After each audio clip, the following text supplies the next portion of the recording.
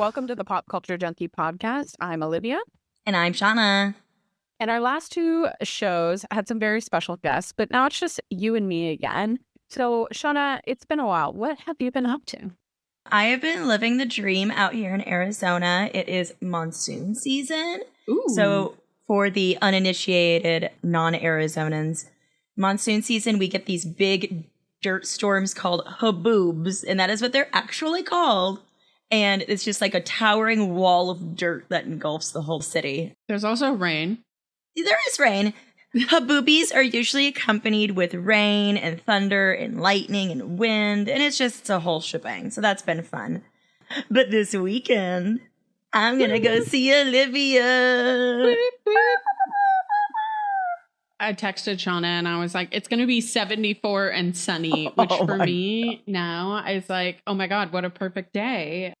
It's been solidly, like, I don't think I've been here when it's been 74 degrees. That's insane. I can't even wrap my head around it. Like, I asked my Google speaker the other day, I was like, did I activate her? Like, why is it so cold in San Francisco in the summer? Something about mist and ocean. There's like a weather phenomenon that happens over the bay. But basically, it is just like a ton of fog. But it only happens in the summertime, and it gets warmer in like September, October. So weird. I will have my summer in the fall. But I am very excited. I mean, if you go outside of San Francisco, it's much warmer. But I'm excited. We're going to see the sun. It's going to be sunny too. We're going to go eat all the foods and drink all the drinks and watch all the music and go to the goth club. Go to the goth club. I'm excited for that. Yeah. Metal bar and goth club. Yes, it's going to be a metal, goth, thrifty, drunky little weekend. I have some branding deals that I'm going to rope Olivia into filming me do content for. I haven't told you that yet. I got some fun shit for us to record.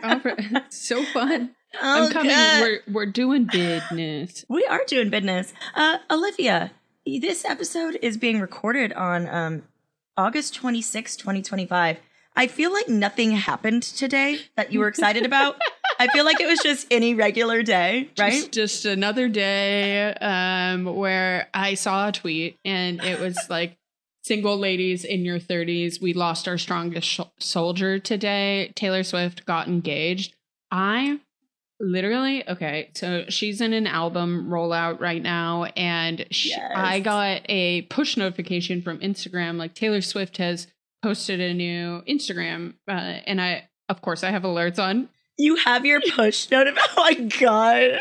And I think it's another album cover, and I'm like just perfectly like changing a song on Spotify at that time. So I go, I click on it, and I literally go in the middle of my office, and like my new boss like looks over and is like, "Is everything okay?" And I'm like, Taylor Swift is engaged. I was so excited. I've never been excited for somebody that I don't know to get engaged before. Oh my gosh, it is so beautiful. Like, to know Taylor Swift songs and like to really like know her last few albums. Like, she wrote quite a few songs. Like, did I give up the ability to like have a long, loving relationship by wanting to be famous? And so she wrote like You're Losing Me and The Prophecy, two of my favorite songs. I don't know what those are about me.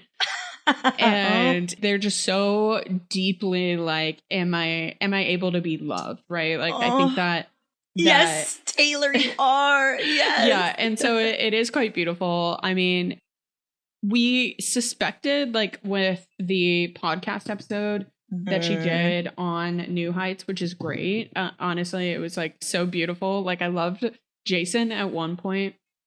Like, Taylor's talking about Travis Kelce, and like Jason is literally tearing up because he's like, you love my brother so much. It's so cute. So it's a great episode. I just love. I'm happy for them. And I love Olivia and I we're in this group chat today. And right when our friend Jessica in the group chat texted us about Taylor, I was about to send another text that was asking if a bruise in an elderly man's hand might indicate that he's passing away. No context, of course. Just because a doctor says, like, she'll know if a bruise on a random elderly man means he's dying. And we got our signals very crossed with. Yeah. I was like, Shauna, we are not talking about this man. We're talking about Taylor Swift getting engaged. Get that out of my special moment. Like, I'm trying to feel joy And at I said, this moment. We could feel joy also We could for feel another additional moment. joy. Yeah. If she says yes to the bruise dying. We could have several good events in 2026. Stop bringing him up. Stop bringing him up. We're talking about Taylor Swift. So I am very happy, one, that she announced an album. We haven't talked about it because I did make a very bold claim at the beginning of this year. Oh, God. That if Taylor Swift didn't release an album like this year, that I would stop talking about her. So, oh my God. As if this woman releases more albums than any other artist. Like, yes, Gaga but I am goes, excited for an In Love album. It's going to be great. Yes. Like, Reputation is such a good album. Wrote when she first met Joe. You know, if you subscribe to the Hetlers. I And thought Jonas for a minute. I forgot the other Joe. She's dated a couple Joes. Yeah, Joe Alwyn. Not important. So I'm very excited for a Taylor Swift in Love album. The second I saw the post, I listened to So High School. And if that's any indication, that is such a fun little boppy song on TTPD. And so, yeah, I'm very excited for her. I mean, The Ring is beautiful. The Ring is so pretty. I've been listening to Taylor Swift. I think I manifested it, honestly. Like, I kind of think I did. Because I've been listening to Taylor Swift all weekend. And I sent this to you in a snap because I said, I got to get my Olivia hype. I got to get ready. I got to listen to like songs that I haven't heard in a while. It's like. Meanwhile, we just said we're having a metal goth weekend. You're like, Taylor. I mean, we're going to listen to Taylor while we get ready. It's going to happen. Probably. But yes, I'm very excited for her. Me too. The engagement photos are so beautiful. Oh, it they're literally so looks pretty. like she's in a secret garden. And, you know, one of her lyrics from TTPD is I go to secret gardens in my mind. And I was like, that is so... The Tortured Poets Department. Okay. Yeah. Sorry. I forget. Don't abbreviate for the fans. And so, yeah, it's super cute. I'm very happy for her. I am too. We're never going to see anything about that wedding, though. Like, I mean, we might see one picture. She'll post like little art up close, like I think if little artsy details of her shoes. I don't know, something. I think if anything, we'll get Ariana Grande's like wedding announcement where she gave us one picture and that was. Oh, maybe. Oh my God, I just realized that Taylor and Selena are going to get married in the same year. It is the year of romance. I don't know if they plan a wedding in the same year, but... That's true. We're going to think 2026 is the year of romance upcoming here. Okay, I love that. Well, speaking of secret gardens and other, romance, fantasy things, we are going to bring you guys a special episode of the Pop Culture Junkie podcast. We're talking Romantasy in this Pop Culture Junkie book club. So as you guys know, Shauna and I are both avid readers. We made her that way. Thank you. Thanks, Mommy. And as Pop Culture Junkies, we are usually ahead of the trends. And that certainly is the case when it comes to tonight's topic. Romantasy, it's literally a genre that you have probably heard tons about. Men like to call it reading smut. While some romantasy books are considered smutty or sexy, they're not explicitly only about sex, right? Like what makes them different from just the romance genre is there is some sort of fantasy element within it. We really saw Romantasy become such a craze from a few select authors that became super popular, and we'll talk a little bit about them. We have the Fourth Wing series that came out in 2023 by Rebecca Yarros, who is actually a contemporary romance author. This was her first foray into fantasy. Great first book in the fantasy world. Yeah. Yeah, her contemporary romance is really good as well. Before that, we had the one, the only Sarah J. Maas, and she is most known for her popular series A Court of Thorns and Roses, which released in 2015. She has also a YA series, which is still considered romantasy, but it's a lot more mild. You wouldn't call it smut. Not like that was sexual, my chief complaint. super sexual. Yeah, which is That's why I won't read it. The Throne of Glass series. And then Sarah J. Maas also has Crescent City. But romantasy is nothing new. There are older examples of the genre. You know, we had Twilight, which is definitely a YA Mormon romantasy. Yeah, it still counts, though. Yeah. It still counts. Yeah, it's in the YA genre. We have Tamora Pierce's Immortals. And even The Princess Bride, which was first published in 1973, proves that there has always been this appetite for romantic fantasy fiction. And Shauna, what was your first romantasy read? It might be ACOTAR, actually, because, I mean, I've read all of the Harry Potter books, all of the Hunger Games books, and the Divergent series. And while there was romance in them, it wasn't the main point of the book. Not that the romance is the main part of, like, these other books, but I would say it's one of the main components is the romance. And kind of the sex, right?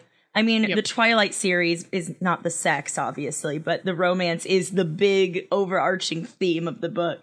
So I think the ACOTAR books actually are my first romantasy novels. And then I read all the Fourth Wings, and I mean, now I'm just a crazy now I'm just reader. Deep in the smut. Now I'm just we're deep reading in the weird smut. stuff. Now I'm reading that weird, like, monster baiting shit where they're having sex with non-humans or half-humans. For our friend book club, we're currently reading Morning Glory Milking Farm, so we'll have plenty of opinions and thoughts for you guys on that. Have you started yet? No. I'm you like, said the audiobook was bad. It is terrible. I'm like halfway done with that book. It is maybe you can bring so me good. It's good. I already promised Stephanie. It has no reason to be this good, Olivia. The world building in this book is so unnecessarily good. It's so weirdly well written. Okay. And it doesn't need to be. Yeah, okay. Good to know. Good to know. But I am thoroughly enjoying it. I mean, this one it's filthy. It's fucking lewd. Yes. So it's, you know, you have that romantasy scale from Twilight to Morning Glory Milking Farm. You got to find where you're most comfortable at, right? And I'm usually over on the milking side. It's a gradual move. Yeah. And so, you know, a lot of people always ask, like, what is romantasy versus fantasy? And ultimately, it is the fusion of the two, romance and fantasy. And basically, it is, if you strip the romance from the book, does the plot collapse? If so, it's romantasy. If you take away the romance and the book still stands, then it's just fantasy. It's like I just mentioned, Harry Potter, right? Sure, they got little crushes and dates, but it's just like a side plot. There doesn't need to be romance in that series. If you take away the romance from the ACOTAR books, there's no book. Yes, exactly. And so that's kind of your, you know, North Star. Like, is there a ton of sex in Game of Thrones? Yeah, like gratuitous, more so than any, you know, SJM book that you're going to read or any romantasy here. But it ultimately is the focus on romance. And ultimately, that is what makes these books very well read by women, of course. I actually was watching a TikTok earlier today. I wish I could remember the creator's name. It was a man who was reviewing ACOTAR. Okay. And he made a very similar point to the, you know, all of these books. Like, even if you look at like a Stephen King book, there is a lot of sex within it. But because it's the way that men write about sex, right? Yes. There is foreplay. There is like actual like intercourse, and then there is orgasm and afterglow. Men's sex focuses on intercourse and orgasm, but what women's focus on is all four parts. And that is why it is thought of so differently within it, where it's the foreplay leading up to it, it's the thought, it's the care afterwards that ultimately makes these people feel different. Oh my God, it was an amazing. I was like, this guy. No notes. That was amazing. You're blowing my mind right now. That is just so true. Like, and that's one thing that I really like about romantasy books is that, yes, they're explicit, they're sexy, they make you giggle and go, ooh, that was dirty, right? But at the end of the day, every romantasy novel that I've read so far, and you can correct me because you've read so many more than me, the sex is consensual. Yep. If there's non-consensual sex that's mentioned, they never write it out in detail, and it's always just something that happened that like has impacted the woman in some way, you know? But like the sex that takes place in the pages of the book that we're all giggling and kicking our feet about is consensual. It's like, yeah, the all the stages from it. There's the aftercare. He usually takes care of her. They take care of each other. They talk to each other. Yeah. But yeah, I think it's all just, I think the consent is super important in romantasy too. Yeah, absolutely. And, you know, we talk about like romantasy a lot of the time, like, oh, it's a woman genre. But ultimately, I mean, this is a genre is shaping the literary world. Like books were dying, sadly, up until, you know, this giant craze. And so for romantasy, they saw $454 million in sales in 2024. 2025 is projected to finish at 610 million. And romance sales have grown 116%. And fantasy sales within that have grown 163% from 2020 to 2023. So, and it's not just that, right? Like Spotify is spending a ton of money to get all of these audiobooks on its platform. Games are being made based off of this. I have a ACOTAR coloring book that I go through. And so it really is kind of that next craze of book publishing. And it's brought so many people back into reading. It brought me back into reading. Absolutely. Yeah. I mean, I loved reading as a kid and as a teenager, but I think like a lot of millennials, especially the hashtag formerly gifted child millennials, we were all forced to read all of these old novels in like literature class and English class and stuff, right? And it wasn't anything that we really wanted to read. Like, yeah, sure, I enjoyed a lot of the books that I read in high school, but it wasn't anything that I would have chosen myself. And so in college, you know, everything was online. You don't really need to read novels anymore unless you're a lit major. So I kind of stopped reading. Yeah. I mean, I would pick up books every now and then on like feminism. That's kind of, it kind of got me back into reading a little bit, was just kind of autobiography of like celebrities that I liked and books on feminism. That's the millennial curse, because we grew up in the girl boss era where it's like, I have to spend every minute improving myself. Yeah. And so I have to read self-help books. Oh my God. I was in that phase me too. As Chicken well. Soup for the Soul. Like, those were marketed like Unfuck Yourself. That was a big like, popular book. And so many women think that we have to just, you'll never meet a man who's like, oh, I love self-help novels. No, it's always, those are marketed to women. How to get your shit together. How to be a girl boss. Like, yeah. Sometimes so reading became a chore and an exercise in self-improvement. Yes. And I do think that, you know, like a lot of people started reading again during COVID. We had way less things to do. But I do think that returning to books has been one of the great things that I've found. And so we're here to teach you a little bit about romantasy, see if we can get you back into reading, get you join us. Be literate like Feyre. And we'll talk about it right after the break.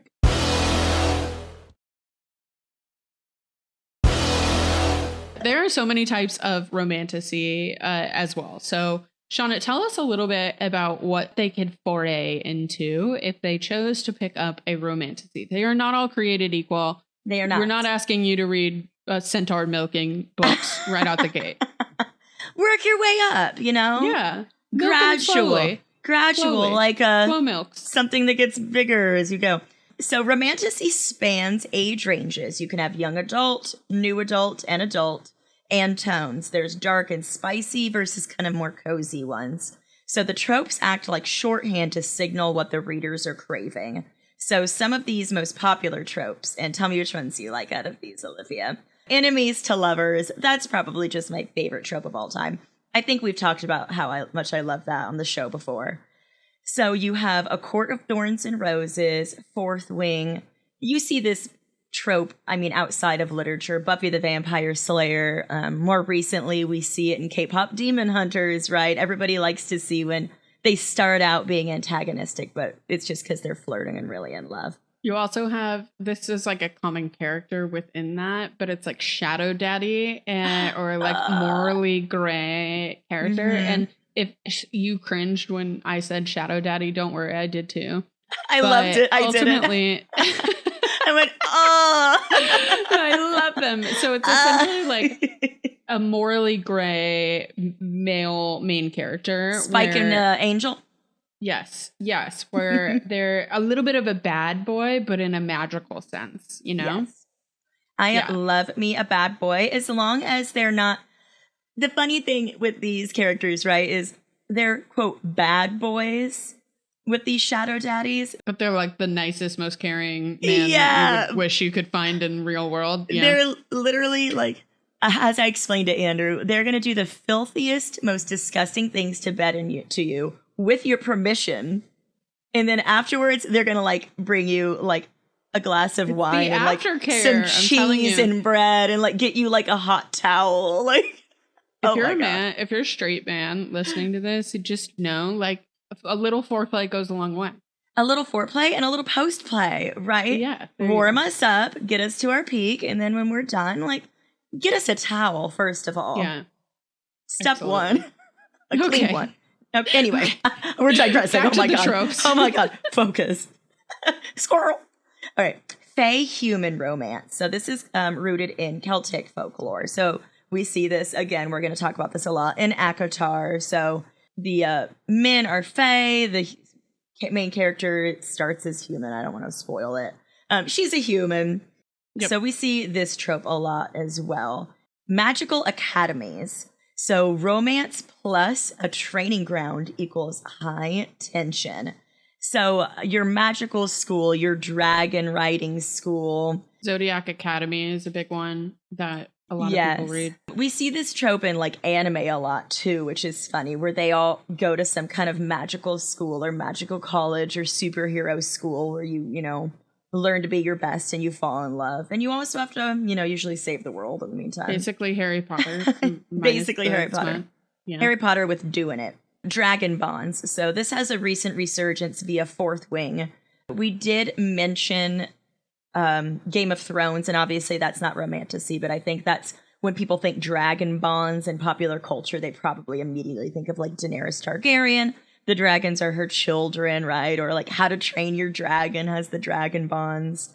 Romantasy has a lot of that as well, especially we saw in Fourth Wing. Love triangles. Love me a love triangle. As long as she ends up with the person that I ship her with, then I like it. Yeah. Why is this specifically like a YA, like romantic tension builder? Like you would think maybe it's because like if it was like an adult one, they'd just be banging both of them. It's like, well, you know, like that's called a why choose romance. Yes. Why choose? Love triangles. I mean, we talked about Buffy, Spike and Angel. We also have, you know, Twilight, Jacob and Edward. Mm-hmm. There are so many love triangles. Yeah. I mean, I guess the Hunger Games, I wouldn't count as a romantasy, even though the romance is important in it. It's sci-fi. More too. Yeah, exactly. And you could strip away the romance in that book and it would still be important. But I guess her and Peter are pretty core to the novel. But I agree. It's more sci-fi. Yeah, Peter and Gale. I feel like if you took away, it would work, but you'd have less like development of Katniss in that. Like you'd have to find a different way to character arc her. Exactly. And show that journey, but it could exist without them in it. But we loved our, you know, little love triangles. That's weird. I love a love triangle. I don't know. Like, I don't mind it, but like, why is it such a YA thing? No, I totally agree. Like, you think back to when you were in high school and middle school, and were you ever caught in like a fucking love triangle as like a teenager? I mean, I guess you have crushes on multiple boys at once, and you're less able to regulate your, okay, that one's good for me, that one's bad for me. Yeah, everything feels super strong and intense at once. You can't be like, all right, I really am in love with that guy. I just kind of have a crush on that guy. So we're going to choose that one instead. Yeah, absolutely. The final trope I'll mention is found family. So romance is nested inside of friendship and loyalty kind of arcs and relationships. And I like this a lot in romantasy books that I've read so far too, is that the female character is never just alone. She's never just always pining after a man and has no one to talk to and no friends and nothing else to do. She has friends. She has a found family. She has hobbies that she cares about outside of just being in love with a man. Imagine that. She's an actual human with dynamics. But yeah, she's surrounded by like friends and family, which is always nice. And it's not always blood family. It's that found family. I'm weird and different. No one understands me, but I found this group of misfits who I fit in with. Yeah, I would also add within that, like, found family, like friends to lovers is a big one as well. Like, you know, I've known this person my whole life and then I fall in love with them. Me in high school and college never worked out. Oh, God, that never worked out for me in college. Or I'd ruined be like, the friendship for sure. Friends to sleeping together to never speaking again. To never speaking again. But that's why it's a fantasy, you know? So another one that I really love, which I feel like kind of goes with enemies to lovers. It's less intense, but it is grumpy sunshine like dynamic where a lot of the time it's the man who is quite grumpy. Like he's not mean, but he's Black just like cat very, and like, golden retriever. Yes, it's that. But a lot of the time the man is the black cat and the FMC, but I do like it when it's the opposite as well, which is that black cat and romance. But there's so many different tropes, and honestly, like if any of those caught your mind, like just go to Goodreads and put in like that trope and recommendations. Go to TikTok. I mean, there are so many different ones. Also, just message us. We probably literally. I want to talk about one final trope that's not on the list that you made, but it counts because it's in everything, almost laughably so. If you do read a romantasy novel where there is sex, he's gonna be huge. Oh yeah, they can never get both hands around it. You're like, what is going on? Comically large. He's the hottest. It's like a pickle jar down there. He's the hottest man you've ever seen in your entire life. He's a bad boy, and he's just hung to the gods every time. Yeah. You're never gonna read a book where she's like, it was fine. She's like, fantasy, how is it even gonna fit every time? I wasn't even sure. So I'll throw that in. That's a good one. Okay. Too. Okay. Yeah, we're really living in the illusion. So we're going to take a quick break and we'll be right back.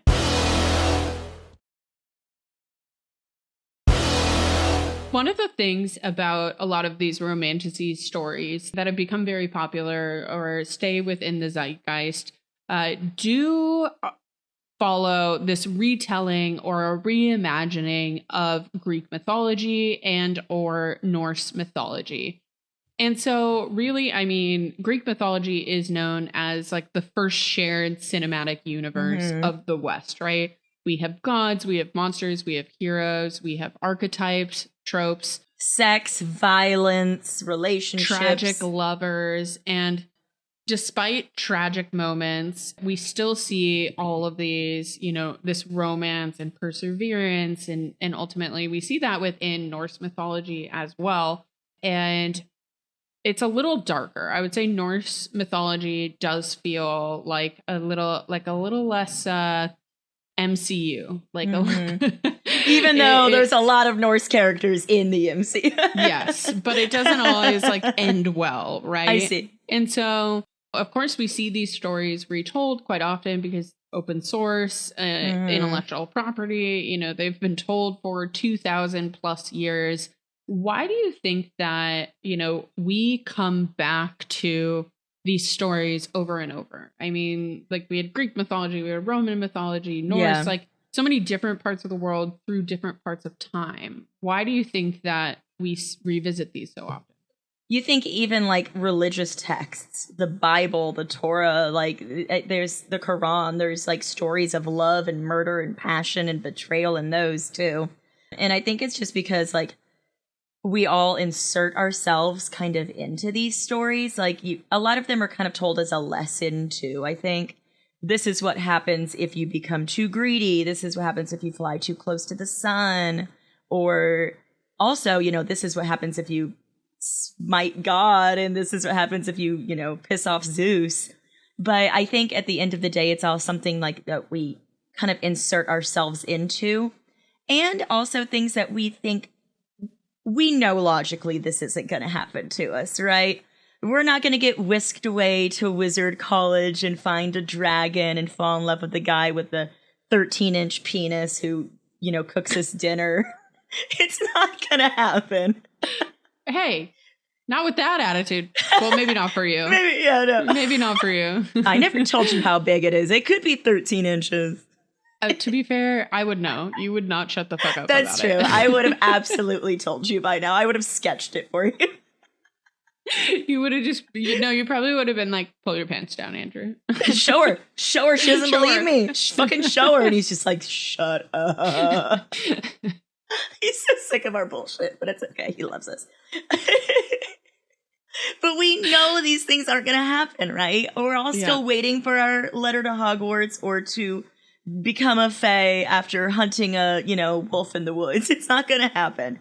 So I think that as much as we insert ourselves into these stories, we also have that layer of like removal where we know, we can just kind of get away from the real world for a second. Put our thoughts and care aside. If somebody in my family is sick, or the government is collapsing, or I'm going through a divorce, at least in my fantasy world, everything is okay and they're falling in love. Yeah, it's very, very interesting. I mean, I think about this quite often as I read really any story, but Romantasy really does kind of follow the hero's journey, Joseph Campbell's monomyth, which really depicts like how most epics from Greek mythology, Norse mythology were broken down. And it's really all stories. It's the departure, the initiation, and the return. And we see it a lot, like with, the female main character leaves her safe life, encounters trials, falls in love, returns, transforms, or saves the world, right? Yeah. We see this a lot as well. Like the male version of this, I think, is the MCU as well. Like we see the hero's journey in so many different stories and so many movies and books and all of those things. Even Dune. Now I'm thinking of so many novels where it follows the male's hero journey specifically, right? Not that there haven't been novels before the Romantasy, boom, where there was a female main character, but I feel like a lot of time with these fantasy books, we are following a man, right? If you're thinking of like the Iliad, even if Lord of the Rings, Oedipus, get him in there. Yeah. And Dune, like I said, it's following a male hero story. And the romance there is kind of also seen as part of his conquest. He's conquesting a woman, right? It's not like she's thrown in there to be a damsel in distress, or, even like Star Wars, getting away from novels for a second. It's a man. Maybe he falls in love with a woman, but you know what I'm trying to say? Like we're following his story. The woman is like the reward for the woman is the reward. Yep. Yeah, and I think, we revisit these stories through, mythology all the way to modern literature, because it really does mirror how we process like struggle and growth. And I think that these stories give almost like a way of everything happened for a reason.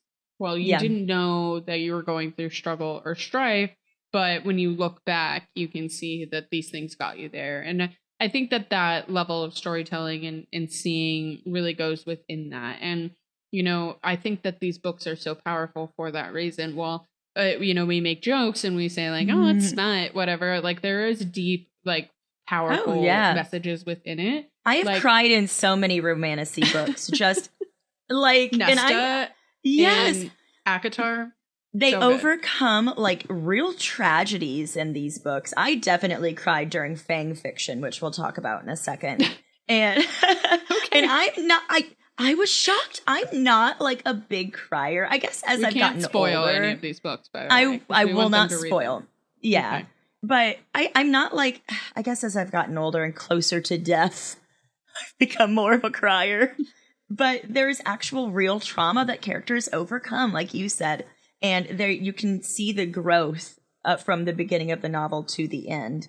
I read one novel recently called So Thirsty, and it was definitely pop. And it's in the beginning of it, her husband, she's in this loveless marriage. He's cheating on her. She's comfortable in this life and doesn't want to leave him. And by the end of it, like, no spoilers, but like she's in a totally different space emotionally and fantasy wise, a transformation than she was at the beginning of the book. And it's powerful. Even if it is, set in vampires, it's still powerful. Yeah. Yeah, absolutely. And so, there is honestly, I was listening to an ACOTAR recap podcast. I just did a full reread of like Crescent City and ACOTAR, and I am still like deep in a hole for it. Where I was like, I saw this recap podcast on TikTok and I was listening to it and I was like, God, I love smart women. Like, you can rip it apart. Like Sarah J. Maas, her writing is very specific and I understand people's like criticism of it, but she has brought so many people to it. And if you her world building is insane.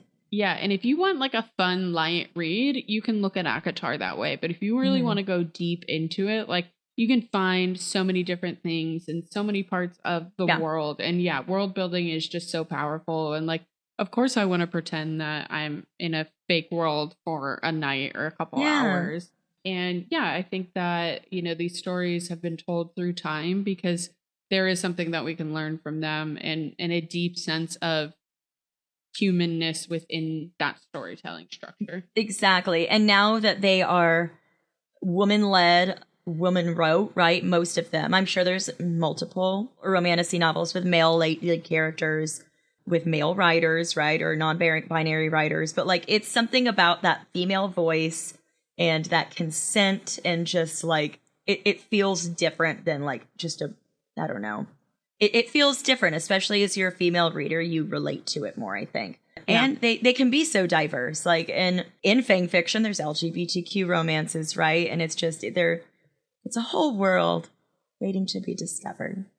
Yeah, absolutely. It's an amazing genre to dive into.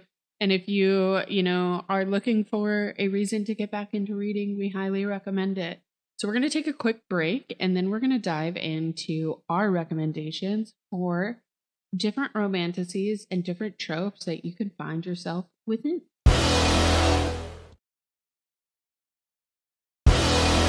So Shauna, if someone is getting into romantasy, what are we recommending?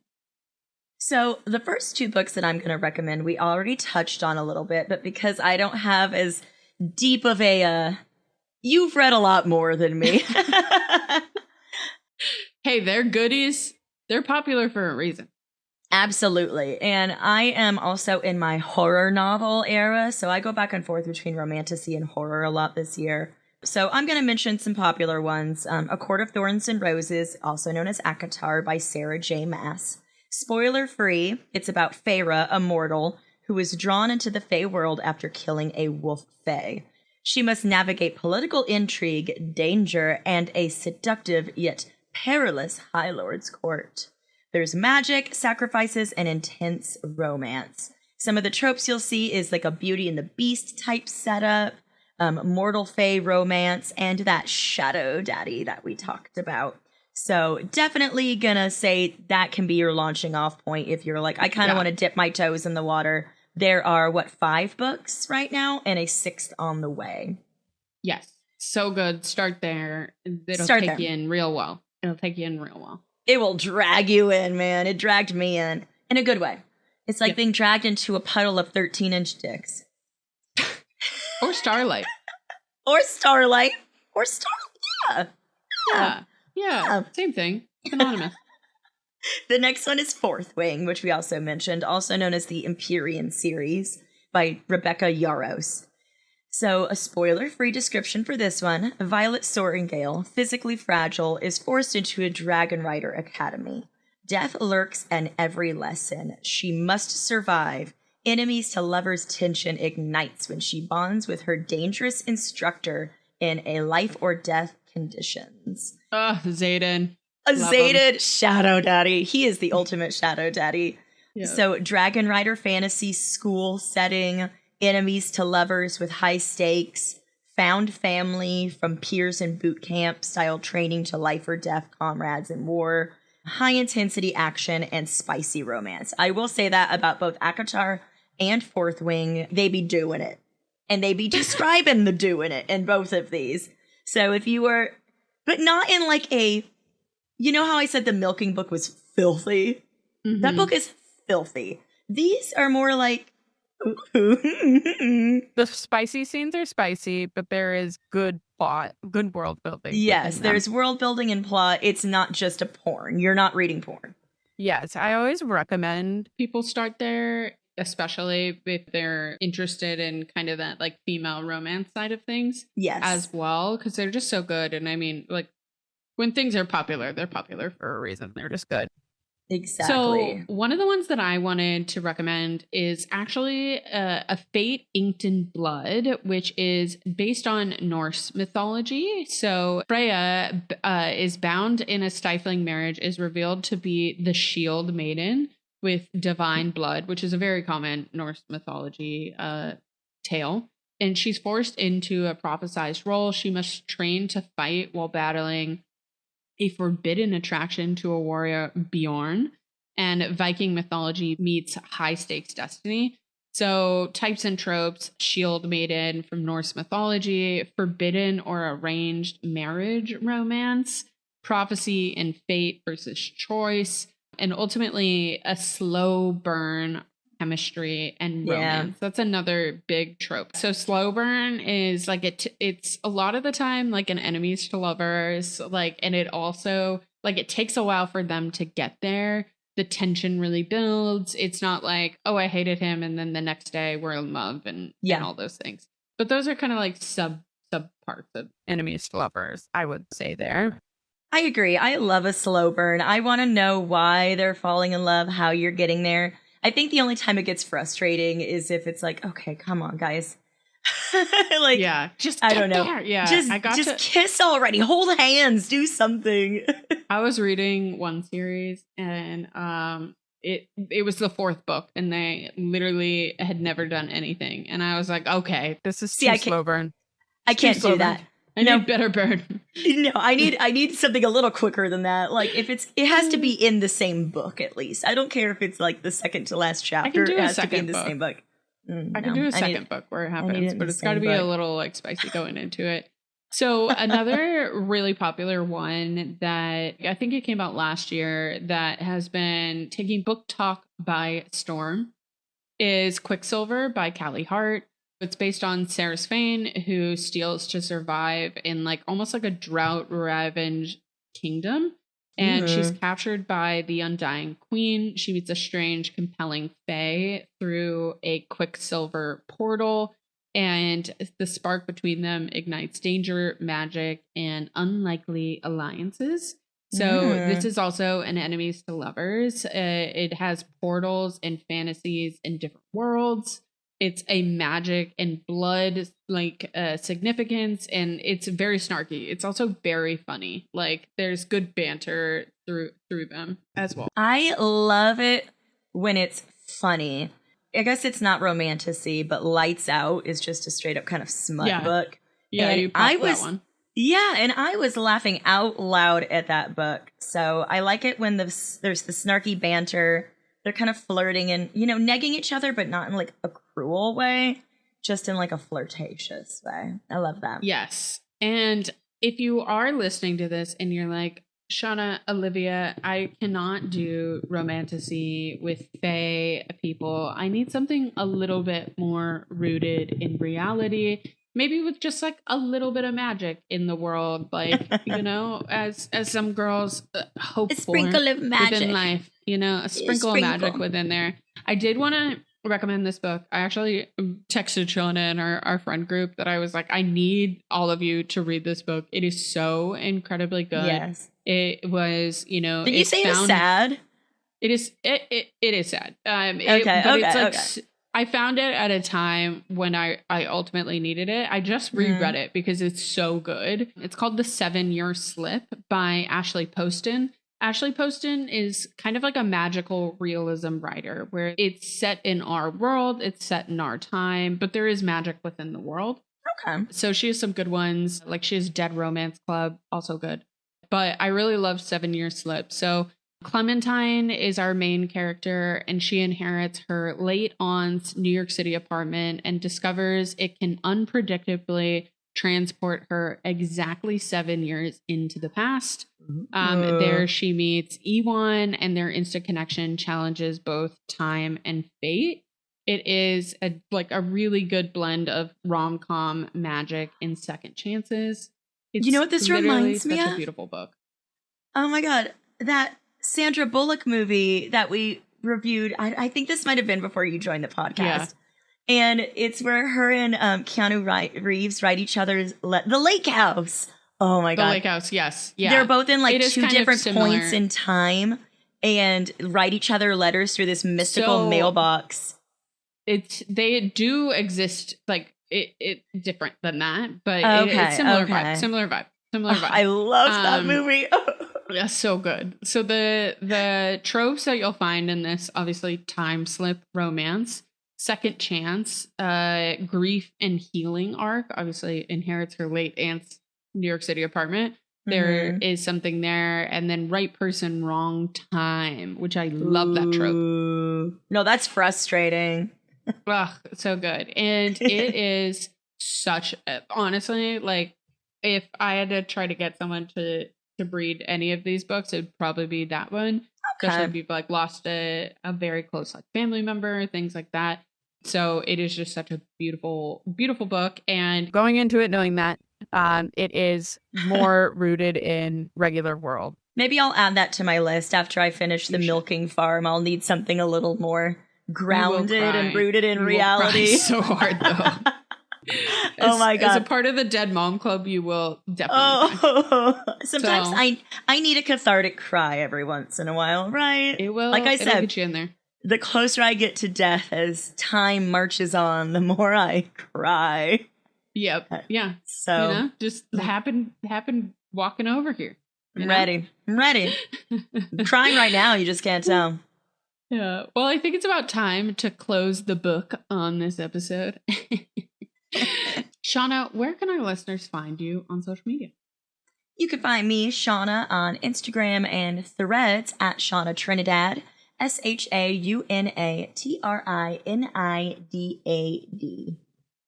And you can find me, Olivia, on Instagram at Livy Maries, LIVIMARIEZ. Follow me. Trying to get more followers. I want to be cool. And you can also look us up online at our website, popculturejunkie.com. That's where you can find our podcast on all platforms, social media links, blog posts, Pop Culture Junkie store. You can even find our Patreon. You can contact us, join our Pop Culture Junkie online support group, all that and more. And while you're listening, take a second to follow, subscribe, rate, and review the show. We really appreciate it. It helps us get discovered and bring you guys more of the pop culture that you love. Talking about, 13-inch dicks. And Starlight. If you would like to join, you can find patreon.com/popculturejunkiepodcast. You can sign up for a sneak peek of every one of our episodes and get a special shout out from us. And come back next week for another hit of pop culture. The Pop Culture Junkie podcast is produced by Jeff Markin and Cheryl Lightfoot for the Pop Culture Entertainment Network. So entertain me, entertain